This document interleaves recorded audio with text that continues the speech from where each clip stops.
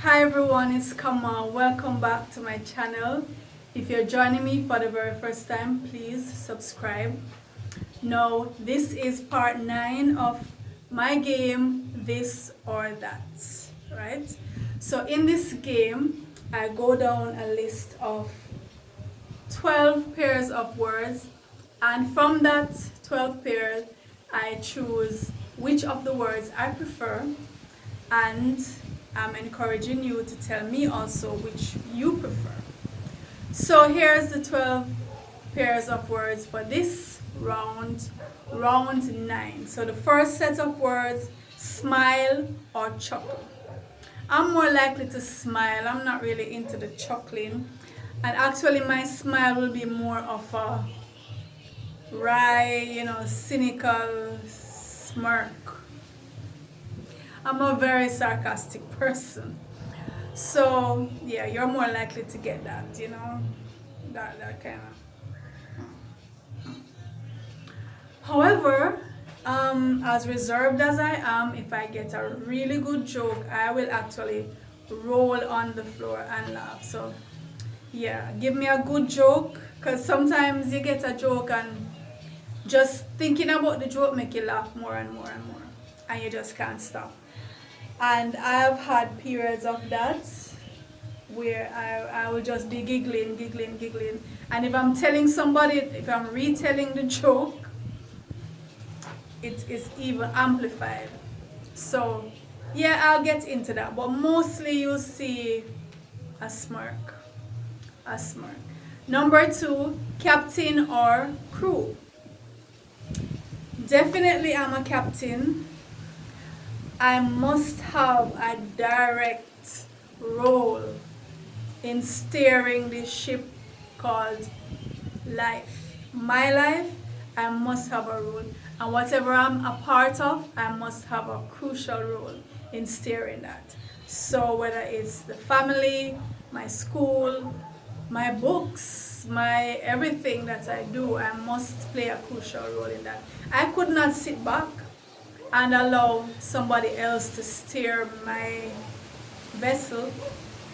That's just not in me. So, I have to navigate. I have to navigate this life of mine. My vote counts. My voice counts. My vision counts. So, definitely have to have an integral role, not just any role, an integral role. So Captain Kamau at the control. I'm going with Captain. Next pair, belly button, innie or outie. I think it's an innie. I think it's innie. Well, I guess it depends on how much belly fat, because I think I can swear I remember it used to be an outie. But now that there's so much belly fat around it, I think it has gotten shy and kind of retreated. It's retreated. I think it's an innie right now. Yeah, it's an innie right now. Next pair of words, natural birth or C-section. Definitely going for natural birth. All my 4 children were delivered by natural birth, and they were pretty much easy. I mean, painful, yes, birth is painful, but no major difficulty at all. And persons always told me, you make it look so easy, because like the very day I give birth, or 2 days, and I'm pretty much up and ready. People call me on the phone and they say, are you sure you just gave birth? You sound like you're ready to go. You're ready to get back into the normal life. And that is really, I always feel just so strong and vibrant before birth and immediately after birth. It's always been that way for me. My babies too are not big. I think the range in weight was from maybe 5.5 pounds to 7 pounds, which is the better way. Your baby shouldn't be so big and then they give you a lot of trauma for themselves and for you during birth.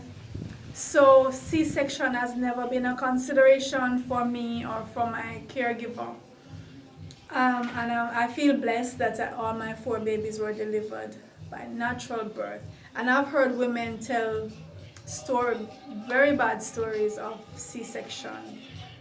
The cut itself, can cause problems and with healing and pain, especially with just the weeks prior to birth. And in some women it takes so long to heal completely. They still feel that pain. And also, if you're given the injection and so on to assist with birth, which I am so glad I was not. I think for my first child I was given some assistance there with injection. But I've heard women say that for years after they feel that pain in their back, So I hear a lot of bad stories about C-section, and so I'm really grateful that I was able to deliver all my babies naturally and without much hassle. And my recovery was pretty much very short, very easy. So next pair of words, oh my God. You just farted. Was it loud or silent? I just farted. Was it loud or silent? Well, which one would I prefer if it was?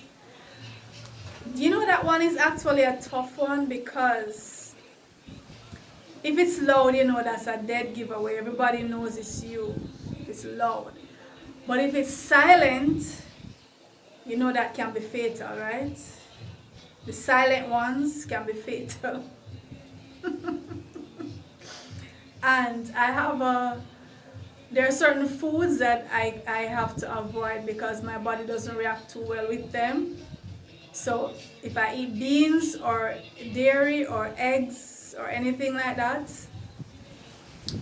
you need to stay away from me. You need to keep your distance from me. So I try to avoid those things. I'll tell you a joke. When I just left school, I was working at a bank. And back then I used to have dairy. So in the mornings, when I got to work very early. So there was this man at the gate and he would sell snacks and stuff. So I would always buy Suppligen, this milk-based drink. And I would buy the Suppligen and I think bun and cheese. Almost every morning, that's what I would buy. So, as I said, my body doesn't react well to them. So this particular morning now, I was working in the administration department, and this particular morning I was in the telex room, right? So it's a small room, and it was just usually not more than 2 or 3 of us in that room. But that morning it was just me alone in there, right? And I had drank the Suppligen and the bun and cheese dairy, right? So my tummy started making sounds, and I said, okay, well, I'm the only one here, so I farted. And as soon as I farted, my supervisor came into the room. My supervisor opened the door and came into the room. Immediately as I did that, he came in, and I was, when they say if you wish you could just sink into the ground, I wish that I could sink into the ground. Me and my bag of gas could sink into the ground. The man came in and he was like, hold on, something happening. He didn't say anything to me though. He didn't say anything. He was very compassionate. He was very compassionate, he didn't say anything, he just pretended like, okay. And he did what he had to do and he left for his own safety. Alright, next pair of words. So, home or away? Home or away? Well, I'm usually at home. I'm more at home than away. Home is my sanctuary. Home is my safe space, my sacred space. And I try to make it as much me as possible, to put my spirit into it, When I have to leave home, particularly if I have to go into town, because I live like in the suburbs, that can drain you for the day, just going into Kingston. The noise, the pollution, the chaos of the traffic, just the commute. When you're actually on the bus, yes, you can think and you enjoy the ride, but just waiting at the bus stop for the bus, it can take a while. And then the crowd and the traffic and the congestion in Kingston. Whenever I have to go into Kingston and come back, it drains me. It drains me. So I try to stay in Greater Portmore where I live, in Portmore in general. And I'm more often home. I love being home. I'm an introvert, so I have lots of things to do at home. Whether I'm writing, watching stuff, talking with my children. And my school is actually based at home. It's on the same compound as my home. So I really don't have much reason to venture out. I'm pretty much at home. For most of my life, I'm a homebody. Don't mind going out though. I love going out into the country. When we go on our school outings, we go way out, hours away from home. We drive out into the countryside, we visit places. So I enjoy that, and I enjoy traveling to different countries and so on. But pretty much I'm a homebody. Next question, in class, where is your mind at? Is it here or there? Well, if I'm in class, I'm a teacher. So if I'm in class, I have to be present because I'm giving the lesson. But let's say I was a student. My mind is actually here, there, and everywhere. My mind is a roving mind. I actually don't live on this planet. Truth be told, I come to this planet to eat, sleep, change clothes, say hi to friends. But I'm pretty much in the cosmos. My mind is in the cosmos. I multitask very well. So we can have a very deep conversation. I'm listening to you. I'm here with you, but I'm also somewhere else. I'm very good at that. So I've learned to keep that balance of being here, there, and everywhere in the cosmos. So I can't choose here or there. I am everywhere. I'm omnipresent. Okay. Next set of questions. Are you wild or tame? I'm going to go with wild. I look tame. I sound tame. But I'm a wild person. I'm a free spirit. No inhibitions.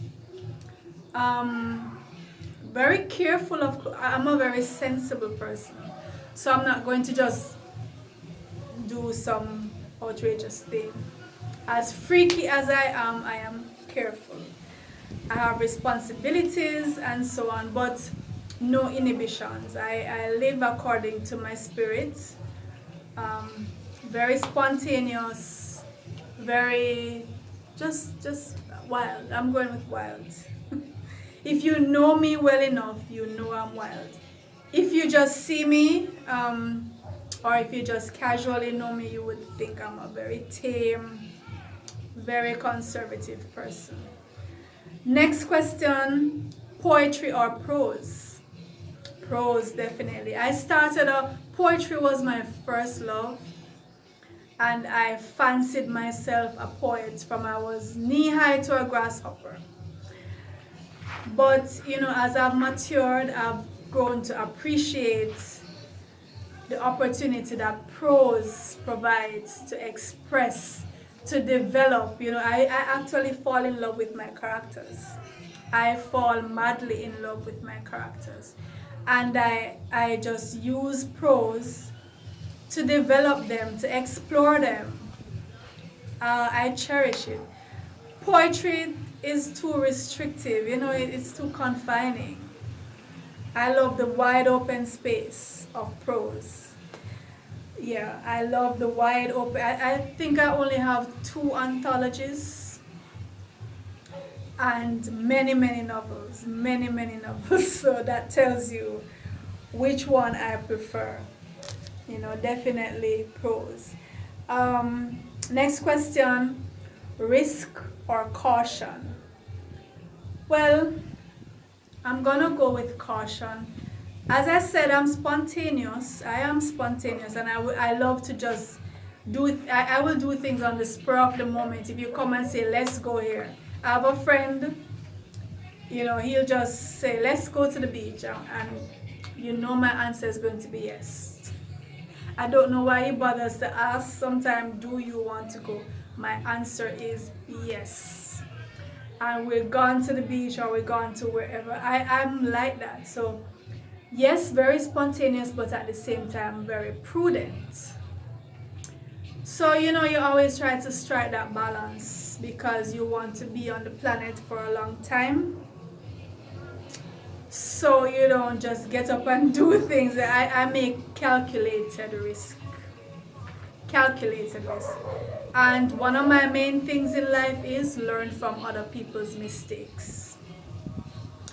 So I'll observe and I see what you did, what he did, what she did, what they did. I'm going to try and learn from that so that I don't have to make those same mistakes. So going with caution. Number 11, earthling or alien? Well, I've already said, guys, don't take this as a joke. I honestly am an alien. Honestly, sincerely, I'm an alien. I am not from this planet. From I was little, I've always felt like I don't really belong here. I feel like I came here to do something great, something outstanding, to make an impact. And clearly I had to go through a human mother. I'm not from here, guys. I am not from here. I feel like sometimes in certain social situations it's pretty awkward for me because I just don't know how to act. I don't know how to respond to certain conventions. It's like I just was not given the manual. I do not know how to respond to certain things, certain social situations. And like I said further up in a question further up, I'm not here half of the time. So I'm going with alien. But I have learned how to dilly-dally through your planet. It's a planet that I like, actually. So I'll be here for a little while longer. Number 12, do you take the red pill or the blue pill? Now, this analogy comes from The Matrix, the movie The Matrix, where the main character, I think it was Keanu Reeves, I believe, his character was given a choice between taking the red pill, which represents learning an uncomfortable truth about reality, finding out something that is really going to shatter your idea of reality. So that's a red pill. as opposed to the blue pill, which will allow you to remain in that slumber, that ignorance, that blissful ignorance. So which do you prefer? Would you prefer to know the truth and face the hard facts of that truth and make the changes that are necessary? Or do you prefer to not know the truth and to have a very limited perception of reality and to continue in that bliss? Well, I'm going with the red pill. I am a very pragmatic person. I'm a realist. I want to know the truth. Tell me the hard facts, as painful as it is. I prefer that, and then I will find a way to deal with that. I don't ever want to live a lie, right? So yes, I might cry. Yes, I might be depressed for a while. Yes, I might go through a whole ton load of emotions and reactions. But trust me, I will quickly snap out of that. And I prefer that. And I will find a way to deal with the truth. I don't want to be deceived. I hate hypocrisy. I despise hypocrisy. I try not to be a hypocrite in any way, shape, or form. I try to let people know what they're getting into, who this person is that they're becoming involved with, what to expect, and I live by me.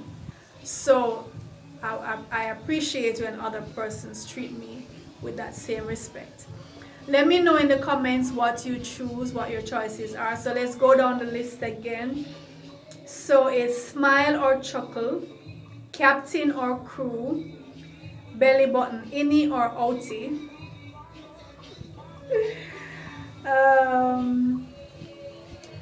natural birth or C-section, you just farted, was it a loud fart or a silencer? And your home, are you a homebody or are you mostly away from home? In class, where's your mind at? Here or there? Wild or tame? Poetry or prose? Risk or caution? Earthling or alien like myself? Who else came down on the mothership? It couldn't have been me alone. One of you came on the mothership with me. Raise your hand. Who is it? And the last one, do you take the red pill or the blue pill? Let me know in the comments. Please subscribe if you haven't done so. Join me next time. Look out for part 10. And we're going to keep going and going and going. This game doesn't end. Okay, guys? I'll see you next time.